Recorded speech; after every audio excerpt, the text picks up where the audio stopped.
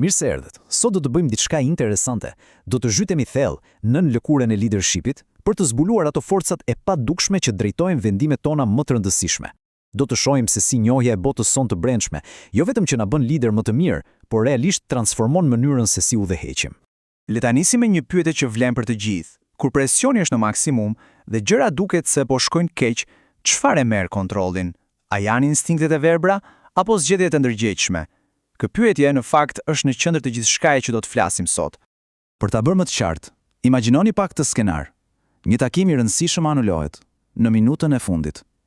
Menaxheri i parë, ai reaktivi, e merr menjëherë personalisht. I thot vetes, nuk e respektojnë kohën time. Zemrimi shpërthen dhe çfarë bën? Dërgon një email të ashpër. Nga ana tjetër, menaxheri i vetëdijshëm bën një pauzë. Mendon. Po sikur të ketë ndodhur diçka urgjente, ndjen kuriozitet, jo fyerje, dhe pyet nëse mund të ndihmoj. Pra, i njëjti fakt, por dy botë të ndryshme si rezultat. Çfarë i ndan? Pikërisht kjo. Vetdia emocionale. Mirë, atëherë, le të zhytemi më thellë për të kuptuar këtë shtytës të padukshëm, forcën që vepron prapas skenave të veprimeve tona. Dhe ja ku e kemi thelbin, vetdia emocionale. Kjo nuk do të thotë thjesht të dish nëse je i lumtur apo i mërzitur. Jo, është aftësia për ta kapur një emocion tamam në momentin që lind, për të kuptuar pse është aty dhe si po ndikon në çdo mendim e veprim. Ky është themeli mbi të cilin ndërtohet e gjithë inteligjencia emocionale. Okej, po si fillohet puna për të zhvilluar të aftësi? Hapi i parë është të riprogramojmë mënyrën se si i shohim emocionet. Ato nuk janë thjesht zhurmë që duhet ta injorojmë, por janë të dhëna, informacionet thelbësore. Dhe kjo pikë është thelbësore. Duhet ta heqim nga mendja idenë e emocioneve të mira apo të këqija. Ka vetëm sinjale. Zemërimi, frika, madje edhe trishtimi. Çfarë mesazhi kanë? Të gjitha po përpiqen të na thonë diçka të vlefshme, vetëm nëse ndalojmë për t'i dëgjuar.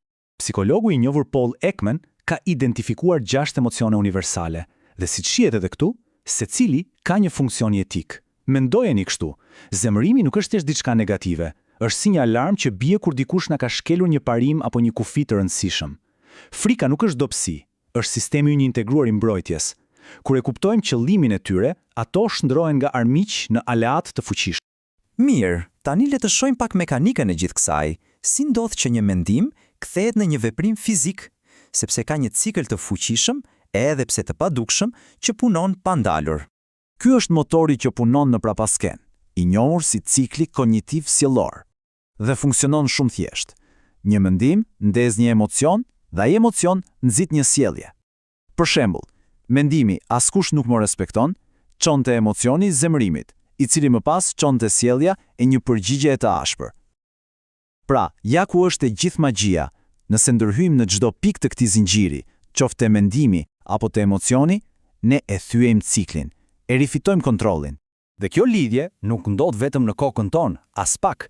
Emocionet flasin, madje bërtasin përmes trupit. Zemrimi na shtrëngon nofullat dhe supet, ankthi na krijon atë nyje në stomak. Të mësosh ti deshifrosh këto sinjale fizike, është si të mësosh gjuhën sekrete të trupit, një aftësi tepër e fuqishme kjo. Tani që e kuptuam mekanizmin, është koha të bëhemi pak si detektiv të vetvetes. Cilat janë ato situata, ato fjalë, ata butona specifik që ndezin reagimet tona më të forta.